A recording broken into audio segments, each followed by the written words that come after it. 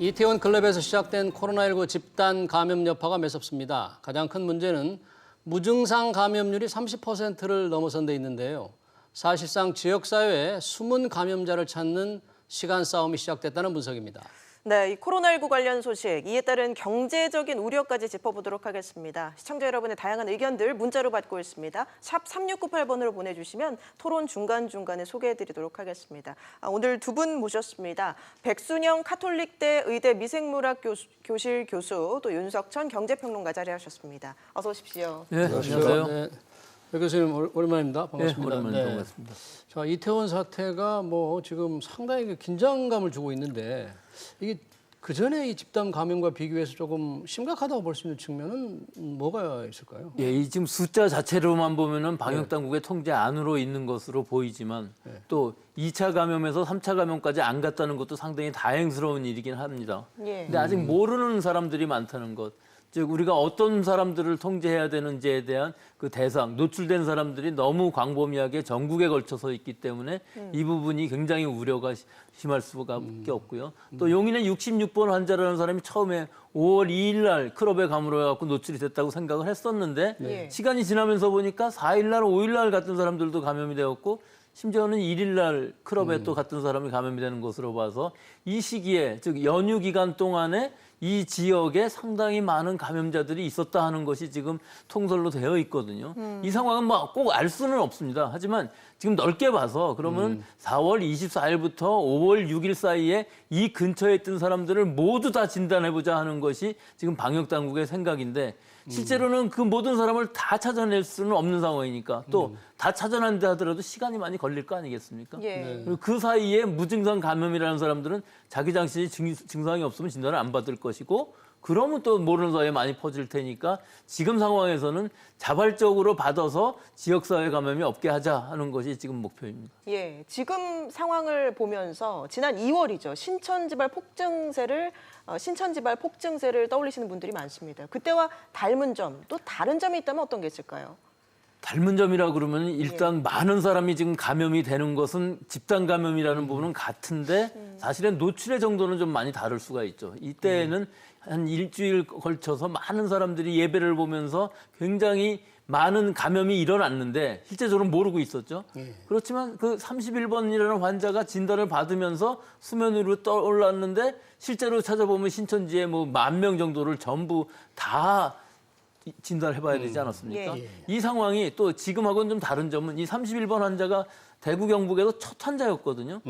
그때만 해도 우리가 그렇게 대비가 없었어요. 당시에는 사회적 거리두기 같은 개념도 없었고 우리가 1월 20일 날 처음 환자가 생겨서 이 거의 한 달 동안 지나는 동안에 사실 그다지 크게 심각하게 생각하지 않았었고 환자가 많이 없다. 번호도 31번 아닙니까? 근데 그다음에 2월 29일 날 가면은 909명까지 올라가거든요. 이 상황은 굉장히 심각하고 이런 많은 데 비해서 사실은 우리가 그 명단은 다 가지고 있었어요. 어찌됐든. 좀 숨기는 사람도 있고 그랬었지만 그 10,000명이나 되는 사람들의 명단을 전부 가지면서 계속 찾아나가면서 무증상인 사람들도 다 진단을 하고 바로 격리하고 또 치료하고 했기 때문에 우리가 이걸 잡을 수 있었거든요. 근데 지금 이 상황에서는 조금 다른 부분이 분명히 있죠. 그 명단이라는 게 없고 실제로 방명록이라는 것도 확실치가 않고 대부분 엉터리를 쓴 사람도 많고요. 그런 사람이 벌써 지금 2,000명 지금 되니까. 근데 그 지나가다니 그 근처에까지 하면 훨씬 더 많아질 수가 있습니다. 클럽 아니고 다른 사람들까지. 지금 상황으로 보면 클럽에 들어간 사람 이외에 그 동네 지나갔던 사람들 혹은 유흥주점 옷 구경하러 다니는 사람들 여러 사람들이 있지 않겠습니까? 그렇죠. 이 사람들도 다 걱정이 돼서 사실 진단을 받아보면 좋겠는데 아마 방역당국에서 거기까지는 아마 안 해주는 것 같기는 하지만 일단 실내에 있었던 사람들은 다 진단을 받아볼 필요가 있는 상황입니다. 지금 노출한 날짜로 봤을 때 5월 6일까지라고 하거든요. 지금 12일이기 때문에 이 노출된 날짜를 계산해 보면은 지금 진단을 받았을 때 음성이라고 하면은 그때 노출에서부터는 자유스러울 수가 있습니다. 대부분 5, 6일 안에 증상이 안 나타나더라도 양성은 나타나는 것이기 때문에 지금 음성이라는 의미는 안심해도 된다는 부분이 분명히 있는 것인데 사실은 그 2차 또 접촉자가 있을 수가 있습니다. 그 시기에 있었던 사람하고 집이라든지 혹은 직장에서 또 2차 감염이 된 사람들이 있을 수가 있기 때문에 이런 경우에 있어서는 아직 잠복기가 안 지나서 이번 주말 혹은 다음 주 한 20일까지는 좀 기다려봐야 되는 상황은 있지만 전체적으로 봤을 땐 방역당국이 통제를 한다면은 이번 주말쯤까지 많이 안 나온다면은 일단 이 사태는 수습이 될 수도 있을 거라고 볼 수는 있습니다. 문제 기간 동안에 해당 클럽을 방문한 사람이 5천여 명으로 확인이 되고 있는데 그중에 지금 2천여 명이 연락이 안 된단 말이죠. 정부가 이들을 반드시 찾아내겠다 하고 있는데 어떤 식으로 찾아낸다는 겁니까? 반드시 찾아낼 수는 있죠. 그 부분은 수사에 관한 부분이니까요. GPS 위치 추적, 그때 발신한 사람들, 또 신용카드 뭐 여러 가지 하다못해 블랙박스까지 동원을 해서 전부 찾아낸다 하면은 시간은 걸리지만 다 찾아낼 수는 있겠지만 그렇게 된다면은 너무 늦을 수가 있기 때문에 그 지역사회 전파가 일어나기 전에 바로 진단을 받아서 그 부분을 증상이 없더라도 빨리 찾아내면은 그것으로서 수습이 될 수가 있는데 이 시간이 늦게 되면 이 다음에 가는 사람들은 우리가 원인을 알 수가 없습니다. 그러고 전에 이태원 근처에 가보지도 않은 사람들이 감염이 됐을 경우에 있어서는 또 감염원을 모르는 새로운 지역사회 전파가 계속 일어나기 때문에 아마 지금 상황으로만 봐도 100% 다 찾아낼 수가 없고 진단을 받았다 할지라도 그 사이에 노출된 사람들도 분명히 있었기 때문에 이 상황은 장기전으로 갈 수밖에 없는 상황이지만 숫자나 여러 가지로 봤을 때 우리 방역 당국이 통제할 수 있는 범위 안에 있다 그러면은 이것은 상당히 바람직한 일이기는 합니다. 근데 네, 66번 이제 용인 66번 환자라고 하는 사람이 첫 확진으로 발견된 지 확인된 지 지금 며칠이 지났잖아요. 지났는데도 불구하고 2천여 명 가량이 연락이 안 된다면 이분들이 더 이게 양지로 나와서 검사를 받겠다고 하기가 현실적으로 좀 근데 부정적이 아닌가. 지금으로 봐서는 이 보통 일반 사람들은 다 받을 수 있는데 이 성소수자 클럽이라는 데에 갔던 사람들은 사실은 뭐 내가 처벌을 받더라도 안 나가겠다는 사람들이 상당히 많이 있을 수가 있어요. 하지만 본인뿐만 아니라 주변에 있는 사람들을 생각해서라도 자기 결국 가족이나 아니면 지인 아니겠습니까? 가까운 데 있는 사람한테 감염시켜주면 본인은 괜찮을지 몰라도 젊어서 아무 증상이 없을지 몰라도 고령자라든지 기저질환 있는 사람들에게는 치명적일 수가 있기 때문에 지금 이 상황에서는 증상이 있든 없든 그거에 상관없이 먼저 진단부터 받는 것이 좋을 것 같습니다. 알겠습니다. 이번에 좀 눈에 띄는 사항이 확진자 가운데 무증상 비율이 높다는 겁니다. 무려 35%에 달하는데 때문에 조용한 전파자라고 하죠. 우려가 큰 상황입니다. 물론 우려가 클 수도 있지만 이 조용한 전파자들이 무증상 감염자들이 많다는 얘기는 다 방역 당국에서 빨리 찾아냈다는 부분도 분명히 있습니다. 그러니까 실제 증상이 나타나기 전에 빨리 찾아서 동선을 파악했고 진단을 했기 때문에 증상이 나타나기 전에 격리를 시킬 수 있어서 지역사회 감염을 그만큼 막을 수 있었던 부분은 분명히 있는데 못 찾아낸 사람들이 이제 증상이 없으면 아무 일도 없는 건데 진단을 받으러 갈 일이 없지 않습니까? 그래서 지금 진단을 받으라고 하는 이유가 지금 이 상황은 내가 못 느끼더라도 감염됐을 수 있다. 그건 진단을 받아야만 알 수 있는 것이지 꼭 증상이 나타나야 알 수 있는 것이 아니기 때문에 꼭 진단을 받자 하는 이런 의미입니다. 지금 그 용인 66번 확진자가 다녀간 클럽이 아닌 곳에서 갔던 그 뭐 서대문구 확진자도 지금 문제가 되잖아요. 그 사람이 갔다 와서 다른 곳을 좀 여러 군데를 다녔다 그러니까. 그리고 날짜도 벌써 그 66번 환자는 2일인데 그 메이드라는 클럽에 간 날짜는 1일이었거든요. 근데 나중에 역산을 해서 보니까 감염이 됐는데 같은 날짜는 1일이다 하면 이 동선이 벌써 먼저 가는 거니까 겹치지 않는 상황이 있고요. 또 이 수면방이라는 게 뭐 저희는 잘 몰랐습니다만 일단 수면방에서도 노출이 된 사람들이 분명히 있을 테니까 이 근처에 동선에 겹치는 사람들은 전부 다 진단을 지금 받아봐야 할 것 같습니다. 이 클럽이라든지 또 블랙 수면방이라든지 이 집단 감염에 상당히 취약한 환경으로 알려져 있죠. 그렇죠. 이게 대부분 환기가 불가능하고요. 또 소독도 그다지 잘 이루어진 것 같지 않아요. 그리고 그 안에서 술 마시면서 뭐 또 춤추면서 마스크 쓰고서 하기가 실제로는 불가능한 상황 아니겠습니까? 따라서 좁은 실내에서 많은 사람이 있었고 서로 접촉할 수 있는 물건들이 많은 상황. 이게 또 바이러스에 굉장히 좋은 배양 조건이라고 할 수 있는 것이죠. 사람과 사람 사이에 뭐 배양이란 말은 좀 그렇습니다만 전염이 잘 일어날 수 있는 상황이기 때문에 아주 적은 수의 바이러스만으로도 전염이 일어날 텐데 또 이 환자인 경우에 있어서는 증상이 그날 나타났어요. 이 바이러스가 감염돼서 증상이 나타나는 시기까지가 굉장히 높은 감염력을 가지고 있는 시기거든요. 그러니까 지난번에 그 대구에서 부산에 그 클럽에 갔던 19세 청년하고는 다른 부분이 그 19세 청년인 경우에서는 증상이 없었고 역산해 보니까 갔었다 하는 것이기 때문에 감염 초기라서 한 명도 안 나왔어요. 근데 이번 상황은 보면은 한 사람이 아니고 여러 사람이었는데 또 감염력이 강한 시기였다 하는 것이 생각보다 굉장히 치명적일 수가 있긴 한데 실제로 보면 그 환자 수는 그다지 많지는 않은 것은 아직은 다행이긴 합니다만은 이게 얼마나 방역 당국의 통제 안에 들어올 수 있는지 없는지가 문제이기 때문에 굉장히 불안한 것이죠. 그러니까 지금까지 확진자로 지금 확인된 환진자가 100 지금 2명, 3명이잖아요. 6일 동안에 102명, 3명이고 그 정도면 그러니까 상당히 우려했던 것보다는 많지는 않다 이렇게 보시는군요. 그렇죠. 그런데 이게 다가 아니고 지금 진단받는 사람들이 뭐 거의 하루에 10,000명 이상씩 되기 때문에 많이 더 나오긴 하겠습니다만은 예, 예. 이게 갑자기 많이 늘어나지만 않는다면은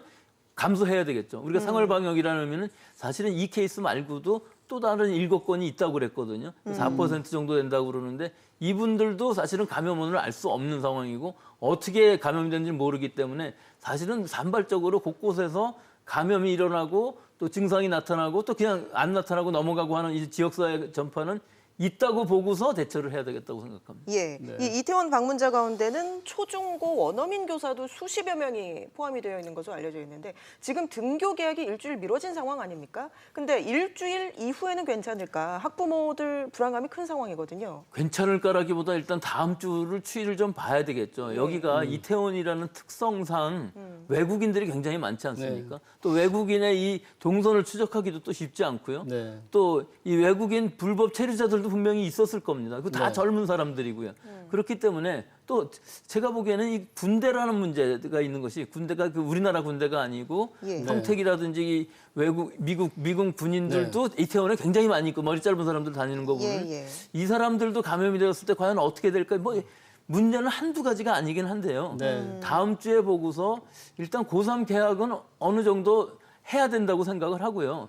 어느 정도 감염의 위험이 있다 할지라도 일단 해보고서 과연 얼마나 이 노출이 될 것인가 하는 것들은 사실은 여러 가지 면역 진단이라든지 이런 것들을 해보면은 전체적인 상황은 알 수가 있거든요. 면역 진단 항체 검사를 네, 항체를 검사를 해보면은 지금 항체가 이 정도 감염 노출이 됐었는데 한 달 지난 다음에 고3 개학을 한 다음에 보니까 어느 정도 됐다는 걸 다 추이를 알 수가 있는 것이고요. 사실 고3 한 학년만 개학을 한다 그러면은 굉장히 넓게 떨어뜨려 놓고 또 교사들도 고3만이 아니라 고2, 고3 선생님 다 나눠서 분반도 하고 방역도 열심히 하고 사실 최적의 조건은 만들 수는 있거든요. 그래도 사실은 감염이 일어난다고 예상을 하고서 한번 지금은 해봐야 되지 않는 그래야 갈 수가 있지. 그렇지 않으면 그 다음 단계로 갈 수가 없기 때문에 일단 개학을 하는 것은 옳은 길인 것 같긴 하지만 너무 여러 가지 상황이 나빠지면은 이 개학도 사실은 지금 장담할 수는 없는 상황이겠죠. 알겠습니다. 그 확진자가 나온 클럽을 다녀간 사람은 반드시 검사를 받아야 될 테고 그 클럽이 아니더라도 이태원의 유흥식점을 간 사람도 검사를 받아야 되겠는데 유흥식점도 아니고 그냥 이태원 일대 잠시 갔다 온 사람들도 검사를 받아야 될까요? 이 본인들은 불안해서 아마 받으려고 할 겁니다. 근데 그 숫자를 따지면 굉장히 많은가 봐요. 그리고 옷가게들도 많고 구경할 만한 데가 많기 때문에 그냥 지나간 사람들도 많거든요. 주민들도 있을 거예요. 예, 사실 이 의학적으로만 본다면은 바이러스 면에서만 본다면은 그 외부 공간에서 지금 몇 명 안 되는 사람들이 감염이 되어 있었다 할지라도 그냥 지나간 접촉만으로는 감염이 성립되지는 않을 것이고 분명히 다들 마스크는 쓰고 있는 상황이었기 때문에 이 지나치는 사람들 중에 아마 마스크 안 쓰는 사람들은 10분의 1도 안 될 것 같아서 이 감염 위험은 사실 대중교통이랑 비슷해서 우리나라에서 아직 대중교통에서 감염된 사람이 없거든요. 그래서 지나간 사람 자체는 또 지역 주민은 다를 수가 있어요. 지역 상점 주인 같은 사람들은 많은 사람들을 접촉하기 때문에 검사를 받아봐야 되겠지만 그냥 구경만 하고 지나간 사람들의 경우 마스크를 쓰고 있었다면은 굳이 검사는 안 받아도 될 거예요. 클럽에서 먼 곳에 떨어진 커피숍에서 커피 한 잔을 했다. 그건 또 다를 수가 있죠. 예, 실내에서 장시간 있었을 경우는 다릅니다. 예, 실외에서는 뭐 아무리 장시간을 걸어 다녔더라도 직접 접촉이 안 되는데 실제 그 이태원에서 실내에서 뭐 30분 이상 오랜 기간 있었다 그러면은 여러 가지 접촉이라든지 또는 여러 가지 환경으로 봤을 때 지금 이 상황에서는 한번 진단 검사를 받아볼 필요가 있을 것으로 보이는데 그냥 지나간 거는 안 받아도 좋을 것 같습니다. 네. 윤석청 평론가님, 우리 이제 백 교수님 잠깐 이제 많이 말씀을 하셨는데 그러다 보니까 이태원 상가에 아무도 이태원을 가지 않잖아요. 클럽은 그렇습니다. 물론이러니와 유흥음식점, 옷가게, 커피숍 지금 정말 썰렁한데 이러다 이태원 상권 다 죽는 거 아닙니까? 어떻게 되는 겁니까? 뭐 거의 다 괴멸적인 수준에 이른다라고 봐야 되겠죠. 물론 이제 그 확진자 수가 이태원에서의 확진자 수가 얼마나 잡히느냐에 따라서 물론 달라질 겁니다. 우리들은 뭐 과거를 갖다가 좀 잘 잊죠. 사실은 그 소비 활동을 안 하는 것도 사실은 불편한 일이고 예. 언젠가는 해야 될 일이고 또 인간이라는 거는 그 놀이 인간 아닙니까? 예.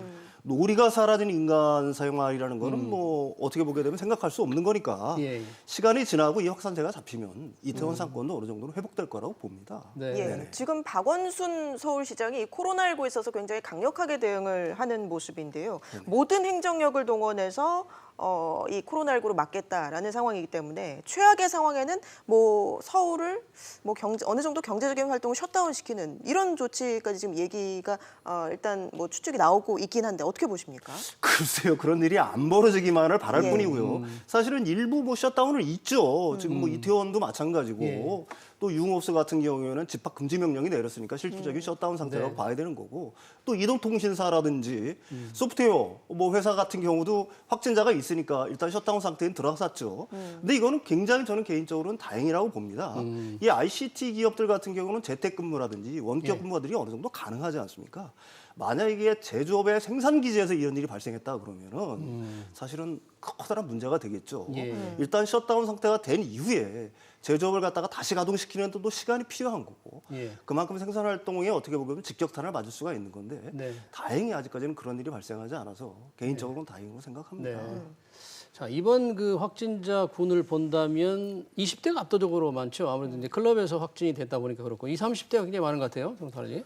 예. 뭐 사실 60대도 한 명이 있긴 있는데 어떻게 들어갔는지 잘 확실치가 않고요. 네. 대부분은 20, 30대이고. 아, 60대도 클럽 갔다 온 사람이냐면 2차 방문자 감염 가운데. 아닐까요? 아니 거기 한 명이 잡혀 있더라고요. 아, 통계에는. 그래요? 예. 50대 2명인가 하고 60대 1명이 있는데 네, 그 네. 안에서 예. 일을 하시는 분이 아닐까 그거 모르겠습니다. 그 싶기도 부분. 한데. 통계에만 잡혀 있어서 네, 그 네. 부분까지는 모르겠는데 대부분 20대, 30대이고 그 안에서 감염이 됐다 할지라도 사실은 자기 자신은 증상을 못 느끼는 경우가 많이 있고 실제로 증상이 없는 사람도 많이 있습니다. 완치될 때까지도 감염이 됐는데도 불구하고 다 나을 때까지 아무 증상이 없으면 네. 자기 자신은 아무 일도 없지 않습니까? 예. 네. 그렇기 때문에 지금 상황이 20대, 30대라는 이 젊은 층들이 자기가 뭐 걸린 것도 운이다 뭐 이런 식으로 얘기를 하는데 사실은 꼭 그런 것만이 아닌 것이 이런 사람들이 걸리면서 자기도 모르는 사람에 다른 사람을 또 전파를 시키게 된다면 이게 고리가 연결되다 보면은 결국은 노인 또는 기저질환자한테 가서 치명적이 될 수 있는 것이거든요. 그러니까 그 고리를 끊어주기 위해서 지금은 무증상이라 할지라도 진단을 받자 하는 의미고 물론 증상이 나타나면 무조건 지금은 받아야 될 시기인 것은 맞고요. 예. 특히 지금은 이태원 또 이 강남의 그 수면방 이 주변을 통해서 그 동선이 겹치는 사람들은 무조건 받자 이것이 이 매너일 것으로 지금은 2차 감염까지 확인이 됐고 아직 3차 감염은 확인이 안 된 거니까 좀 근데 아직은 다행이네요. 그 부분은 다행인데요. 예. 지금 우리가 알고 있는 범위 안에서 3차 감염이 안 일어났다는 것이지 우리가 파악이 안 된 부분에서는 알 수가 없기 때문에 이것은 누군가가 증상이 나타나고 진단이 돼야만 나오는 상황이기 때문에 그 부분이 불안한 부분이 있는 것이죠. 예. 지금 상황에서는 2차, 3차가 몇 명이냐 이게 중요한 것은 아니라고 봅니다. 예.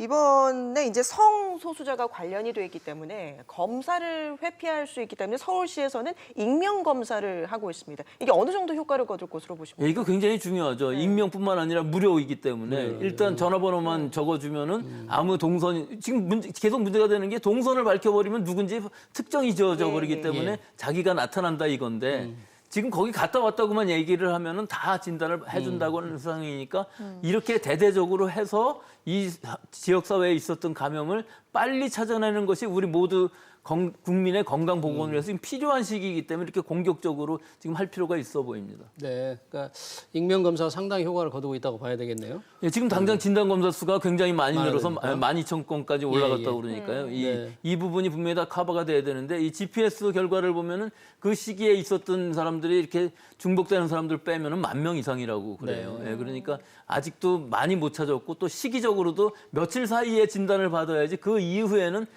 벌써 알 수 없어지는 지역사회 전파로 가버리기 때문에 지금 시간과의 싸움인 건 분명합니다. 예. 이번 확진자 중에서 그 군복무를 하고 있는 공중보건의가 좀 늦게 신고를 돼 있던데 이런 경우는 굉장히 문제 아닙니까? 군인은 국가 공무원인데. 사실은 뭐 공중보건의는 군인이라고 할 네. 수는 없고요. 군대 대신에 이제 지역사회 보건소에서 그러니까 근무하는 군 복무를 사람인데 대신하는 거잖아요. 대신하는 거죠. 네, 그러니까 그게- 도의적으로는 좀 문제가 될 수 있지만 젊은 사람들의 특성상 뭐 다 가보고 싶은 거는 이해를 합니다만은 이분이 잘못한 부분은 네. 자기가 거길 갔다 왔고 네. 또 이런 문제가 생겼으면 바로 진단을 받았어야 되는데 한참 있다 진단을 받았다는 것이 좀 문제가 심각할 수가 뭐 있고 수십 명을 진료했다는 거 환자를 아닙니까? 또 봤기 때문에 네. 이게 환자를 본다는 건 의료진이기 때문에 직접적인 접촉이 있어서 감염 위험이 있거든요. 네, 그렇지만 역시 지금 파악이 됐다는 것만 해도 다행이긴 하지만 좀 문제는 있는 부분이 그리고 그 당시에는 강력한 사회적 거리두기가 시행되고 있는 중간인데 공중보내 그런 일을 했다는 것은 맞습니다. 좀 지탄을 받아야 마땅하지 않나. 5월 6일 이전이기 때문에 공중보건이라면 좀 의료진이 뭐 전부 네. 비슷합니다만 환자를 보는 입장이라면은 네. 좀 이 술집에 가는 것보다는 뭐 네. 친구하고 혼자 둘이서 같이 술은 마실 수 있겠습니다만 좀 이렇게 다 여러 사람들이 만나는 모임 같은 것들은 자제해야 되는 것이 분명하죠. 윤석청 평론가님, 네네. 지금 이제 계속 상황이 이렇게 된다 보면 뭐 이태원만이 아니고 네네네. 결국은 이제 코로나19의 재감염 우려, 네. 재확산 우려가 높아지면서 경기가 조금 살아나려는데 다시 찬물을 끼얹는 게 아닌가 이런 걱정들이 좀 높아지는 것 같아요. 특히 소비 심리에는 굉장히 부정적인 영향을 미치겠죠. 예. 코로나 바이러스 확산세와 소비 심리 사이에는 사실은 마이너스 상관관계가 성립이 되니까 예. 확산세가 만약에 잡히지 않는다 그러면 소비 심리는 좀 주춤하거나 완전히 네. 쪼그라들 영향은 물론 있습니다. 네. 실제로 뭐 지지난 주만 해도 이 이태원발 코로나가 문제가 되지 않았다 지지난 주말만 하더라도 유통가 대형 유통가에서 한 두 자릿수 성장세를 보였어요 지난해 대비. 네. 근데 5월 6일부터는 다시 또 두 자릿수로 감소를 했습니다. 예. 이게 그만큼 무섭다는 얘기죠. 예. 단지 이제 이 코로나 바이러스가 특히 이태원발 코로나 바이러스가 좀 진정세로 접어 들어가게 되면은 사실 국내 소비는 좀 늘어날 가능성이 좀 많이 있습니다. 왜 그러냐면 재난지원금이라든지 이런 것들이 속속 이제 지급이 되지 않습니까? 네, 네. 그거에 대한 이제 영향들도 있을 거고요. 네. 사실은 또 보복 소비라는 게 굉장히 좀 무섭습니다. 억눌렸던 소비 억눌렸던 성향이 소비 심리가. 이 코로나 바이러스가 좀 진정세를 보이게 되면은 보복 소비가 좀 폭발할 가능성도 있기 때문에 네. 사실 장기적으로 뭐 코로나 확산세가 사실은 우리나라의 소비 심리를 얼마나 누를 거냐 아니면 되튀게 만들 것이냐를 갖다가 결정하는 주요한 변수라고 얘기할 수는 있겠죠. 네. 지금 우리나라는 그런 대로 경제가 돌아가고 있는데 네네네.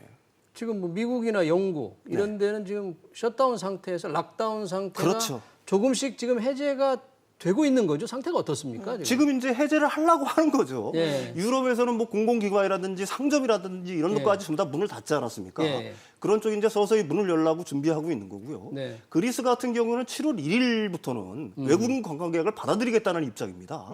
7월 2일. 예, 미국 같은 경우도 뭐 거의 절반에 가까운 주가 사실은 경제 활동을 조금씩 재개하려고 하는 거고. 네. 예. 특히 뭐 캘리포니아 주 같은 경우에 그 테슬라가 있지 않습니까? 네. 그 멀론 매스크 같은 경우에는 내가 법을 어겨서라도 날 잡아가라, 나는 공장을 가동하겠다라고 하는 공장 가동하겠다. 뭐 이런 이제 상황이니까 사실 봉쇄가 길어지고 록다운 상태가 길어지게 되면은 경제 충격은 피할 수가 없는 거고 너무나 힘들기 때문에 이런 어떤 경제를 갖다가 제일 우선시해 둔다는 어떤 관점에서 봉쇄 완화를 갖다 좀 서두른다는 그런 측면을 좀 보이고 있다라고 얘기할 수가 네. 있겠죠. 예. 미국 같은 경우는 이제 조금씩 경제를 재개한다고는 하지만 이제 실업률이 높은 상황인데요. 문우신 재무장관 같은 경우는 이미 25%를 찍었을 수 있다 이렇게 네네. 얘기하기도 했어요. 지난 7주 동안에 신규 실업수당 청구 건수가 3천만 건을 넘었어요. 사실은 이 코로나 바이러스 확산 이전만 해도 미국은 완전 고용 상태라고 얘기하지 않았습니까? 네. 4월 달 공식 실업률이 한 15% 정도 되고 이게 점점 길어져서 5월, 6월 정도가 되게 되면은 20% 혹은 20% 이상을 넘어서 엄청난 실업률이 될 거라고 예상을 하고 있습니다. 네. 만약 6월 이후에도 코로나 확산세가 잡히지 않는다라고 한다면은 사실 실업률을 얘기하는 것 자체가 무의미할 정도라고 얘기할 수가 있겠죠. 네. 다행히 지금까지 미국 같은 경우는 일시 해고자가 많습니다. 미국은 일시 해고 제도라는 게 있으니까. 근데 이게 6개월 이상 잡히지 않으면 이들이 전부 다가 장기 해고자가 돼버리는 거거든요. 예. 그렇게 되면 미국의 실제로 경기 침체는 V자 반등 국면을 벗어나서 L자형으로 깊어질 가능성이 높다라고 얘기할 수가 있겠죠. 네. 백 교수님, 지금 미국의 코로나19 사망자 수가 8만 명이 넘었습니다. 이게 세계 전체 인명 피해의 28%나 차지한다고 하더라고요. 미국이 방역도 의료도 의학도 세계 최고 수준인데 의료 시스템이 별로 좋지가 않습니다. 즉 지금 진단은 다 공짜로 해주고 있지만 무료로 해주고 있지만 예. 실제 자기가 진단을 받았을 때 병원을 가려고 생각하면 겁부터 더럭 나는 것이 내가 경증으로 끝날지 증증으로 끝날지 알 수가 없지 않습니까? 그렇기 때문에 병원을 못 가는 사람이 병원비 있으면 때문에. 병원비가 없어서. 얼마가 나올지는 모르는 건데 이게 다 커버가 우리는 무료입니다. 일단 우리나라의 그리고 경우에 보험 처리가 잘 돼 있잖아요. 보험이 없는 사람들이 너무나 많기 때문에 예, 또 있다 할지라도 그렇게 중증으로 됐을 때는 커버를 다 안 해주는 경우가 많습니다. 그래서 미국의 이 영리병원 시스템이라는 것은 우리에 비해서는 굉장히 좀 못 사는 사람들한테 불편할 수 있는 시스템이고 또 유럽의 경우는 거꾸로 이런 병원은 많이 있는데 다 공공병원이기 때문에 또 가기가 굉장히 어려워서 영국 같은데 NHS가 사망률이 높을 수밖에 없는 상황이거든요. 그래서 모든 나라들을 다 비교를 해보면 결국 우리나라의 의료 시스템이 이게 뭐 결국은 공공이 좀 모자라긴 합니다만은 이런 조화가 이루는 나라는 세계에서 우리밖에 없기 때문에 우리가 의료에 있어서는 선진국이다 이렇게 얘기를 할 수가 있는 부분이 분명히 있고요. 따라서 사망률이 우리는 2.3%에 불과한데 미국만 해도 5%가 넘어가거든요. 그러니까 이런 선진국이라는 의미가 꼭 국민소득이 높아야 선진국이냐. 국가가 국민들의 이 건강, 보건을 잘 살펴줘야 또 우리처럼 이렇게 진단이라든지 치료 모든 것들을 다 아무리 많이 들어도 100% 대주는 나라가 지금으로 봐서는 선진국이 아닐까 그런 생각을 이번 사태로 알 수 있게 되는 것이었죠. 네. 이번에 이제 이태원에 집단 감염이 생기니까 외신들이 이태원에 집중 조명하더라고요. 그렇죠. 과연 어떻게 될까? 왜 네. 한국이 이게 봉쇄 조치 없이 뭔가 방역에 성공하는가 했더니 다시 후퇴하나 하는 그런 의심스러운 눈으로 보는 것 같아요. 예, 외신들이 우리를 중요하게 보는 이유는 우리는 한 번도 물리적 봉쇄를 한 적이 없습니다. 그런데도 방역이 됐다고 생각을 했고 우리는 지금 완화를 하려고 그랬었는데 그 순간에 이 일이 터진 것이거든요. WHO나 이런 데에서는 한국은 신천지 같은 것들도 다 잡아본 경험이 있기 때문에 분명히 다 잘 찾아가서 이 방어할 시스템이 분명히 있다 하고 인정을 해주지만 우리들은 사실은 걱정은 많이 되고 있죠. 이 상황을 과연 잡을 수 있을 것이냐 하는데 뭐 일견 걱정도 되기는 합니다만은 이 부분에서 방역 당국이 열심히 노력하고 우리 국민들이 시민의식만 잘 발휘해 준다면은 또 다음 주가 되면 잘 조절은 될 수 있을 것으로 통제는 잘 될 수 있을 것으로도 보이지만 그래도 역시 뭐 중국도 마찬가지고 완전히 없어진다는 것은 불가능한 상황이기 때문에 이 바이러스하고는 오래 같이 있어야 될 것은 분명한 것 같습니다. 알겠습니다. 이 방역이 잡혀야 경제 회복도 기대할 수가 있을 것인 텐데 이 IMF 같은 경우는 성장률을 또 내릴 수 있음을 시사했다고요. 예, 아무래도 그렇겠죠. 사실은 뭐 세계 주요 국가들이 연이어서 뭐 코로나 바이러스 상황에서 헤어나오지 못하고 있는 거고 사실 거기뿐만이 아니라 그 외에 렌즈 밖에 신흥국들의 위험은 더 가중되고 있는 거거든요. 남미, 뭐 중동부, 유럽이라든지 이런 상황은 점점 심각해지고 있는 상황이니까 글로벌한 측면에서 세계 경제 성장률은 사실은 계속해서 하향 조정될 수밖에 없을 겁니다. 당분간. 백 교수님, 그러면 이제 저희가 가장 걱정하는 게 이번 이태원 발이 이제 대유행이 안 되고 일정한 선에서 잡혀야 되잖아요. 불을 꺼야 되는데 그러기 위해서 가장 지금 시점에 중요한 것은 갔다 온 사람의 성실한 신고입니까? 그렇죠. 지금은 방역 당국이 아무리 열심히 노력해도 그 사람들의 자진적인 이 진단을 받으러 가지 않으면은 혹은 신고를 해준다면은 다 이 진단이 될 텐데 이 부분이 이루어지지 않는다면은 잡힐 수가 없는 부분이고 시간이 지나가면 더 이상 이게 또 문제가 심각해질 수가 있기 때문에 지금 상황에서 제일 중요한 것은 방역 당국이 열심히 찾아가고 동선을 찾고 하는 것도 중요한 부분이지만 본인들이 시민 의식에 의해서 자발적으로 신고하고 진단받는 것이 더 중요한 시기인 것 같습니다. 네. 평론가님께서 이제 경제적인 차원에서 경제 방역이라고 할까요? 한 말씀 해주시죠. 방역이 곧 경제라고 얘기할 수가 있을 겁니다. 우리 개개인이 사실은 방역의 객체가 아니라 사실은 주체라고 저는 생각을 하고 있거든요. 할 수 있는 거는 최선을 다해야 되겠죠. 손 열심히 씻고 마스크 쓰라면 쓰고 좀 답답하고 힘들더라도 좀 열심히 노력을 했으면 좋겠습니다. 개개인이. 알겠습니다. 오늘 두 분 말씀 여기까지 듣도록 하겠습니다. 지금까지 백순영 가톨릭 의대 교수 또 윤석천 경제평론가와 함께했습니다. 고맙습니다. 고맙습니다.